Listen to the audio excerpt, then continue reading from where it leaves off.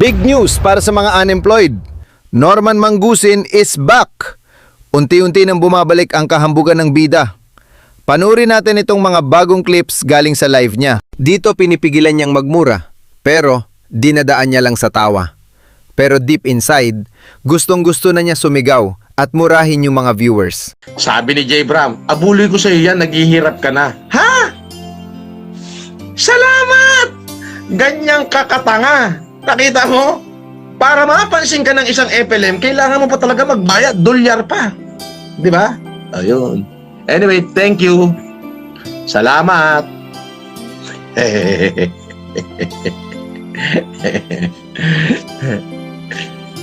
Baka yan na lang ang pera mo. Pwede na bang hindi ka naman magbigay? Pwede na bang hindi ka magpalipad? Naaawa ako sa'yo. Nandiyan ka sa New Zealand. Baka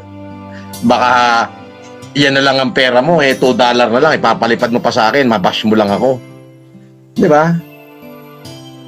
Huwag ganon. Unahin mo yung sarili mo. Di ba? At ito, dinideny niya na nang-scam siya sa mga OFW nung pandemic, rason pa abnorman. Ang dami ng resibo, nagpapalusot ka pa.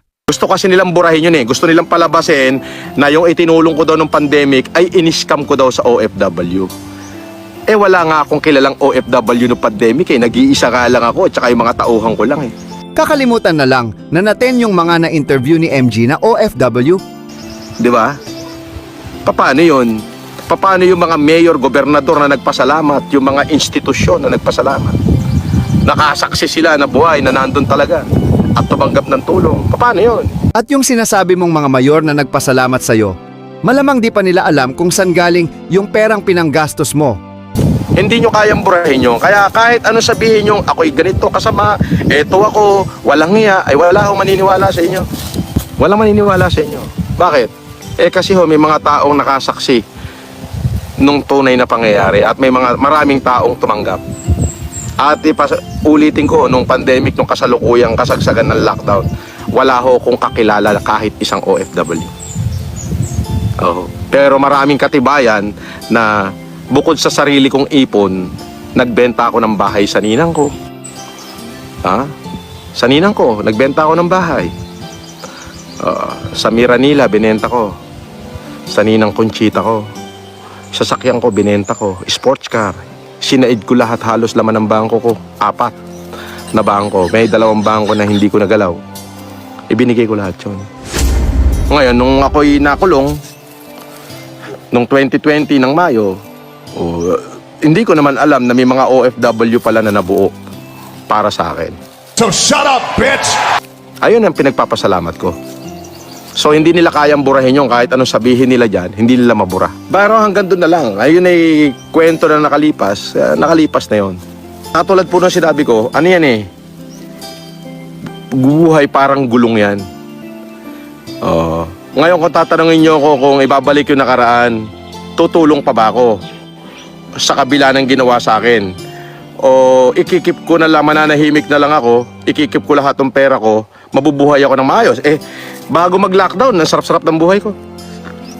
Tuwing Biyernes, lumilipad ako papuntang Japan, pupuntahan ko yung misis ko. Nag-i-enjoy ako. Marami akong pera, marami akong magaganda sasakyan, marami. Alam mo yun? Marami akong jowa. So, nabubuhay ako sa karangyaan. Ba't mas pinili ko yon? Ngayon, kung sasabihin nyo kung ibabalik yung panahon na yon at i-reset, pipiliin ko pa rin bang tumulong? Wala akong pagsisisihan to. Bakit? Bibihira ho yung binibigyan ng Diyos ng pagkakataong maging bayani sa kapwa mo. Yung pera ho, madaling hanapin yan. Yes, yung kasikatan, lalong madaling hanapin yan. Lakas na ang tahma nito? Grabe na. O siya dito muna. Di raw ma-question ng magulang niya kung bakit siya na Marcos. Boss, di ka naman Marcos. Sino may sabi siya? Dito nga nanay ko. Andito rin si Tatang Berto. Hindi nga nila ba-question yung pagka-Marcos ko. Kukwestiyonin nyo pa. Ang galing nyo naman.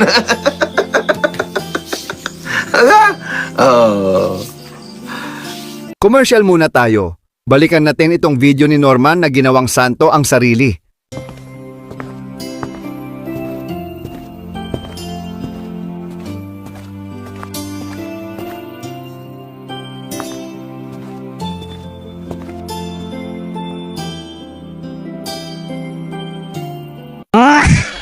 Maraming pera ang bida pero di mapaayos ang bahay. Nagyayabang siya nun na bilyonaryo siya tapos ngayon ala ng arep.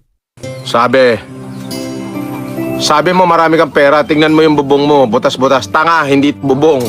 Kamalig tong kinalalagyan ko. Alam mo ba ibig sabihin ng kamalig? Lalagyan ng mais. Bonjing. Bonjing ka rin, ano? O, yun. Saan naman nakakita? Nandito ako sa bundok. Lalagyan ng mais, may signal, may wifi. Di ba? Marami daw silang lupain at nagpapautang daw sila at di na daw nagtatrabaho ang kanyang nanang at tatang niya dahil don at donya daw ito. Nanang at si Tata Berto, hindi na nagtatrabaho dito yan. Doon yan, maraming pautang dito. Oo, sa paligid dito. Boss, sa'yo ba yung malawak na lupain na yan na nasa likod mo?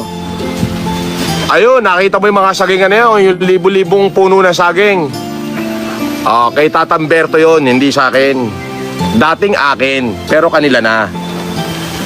Di ba? Yun, yun nando sa likod ko.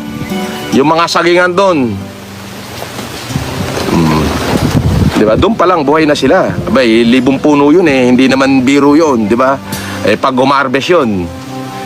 Sabihin mo na yung isang puno. Pag umarbes yun eh, ano? Mga pang 500 piso. Yung isang puno. Kung sabihin mo 1,000, o di kada harvest may kalahating milyon sila. Di ba? Si Nanang at si Tata Berto, hindi na nagtatrabaho dito yan. Doon yan, maraming pautang dito. Oo, sa paligid dito. So hindi na sila naghahanap buhay. Masarap ang buhay nila rito, kain tulog lang. Dito ko natataposin ang video at marami pang mga bagong kayabangan si Norman, abangan nyo sa susunod kong upload. Galingan mo pa!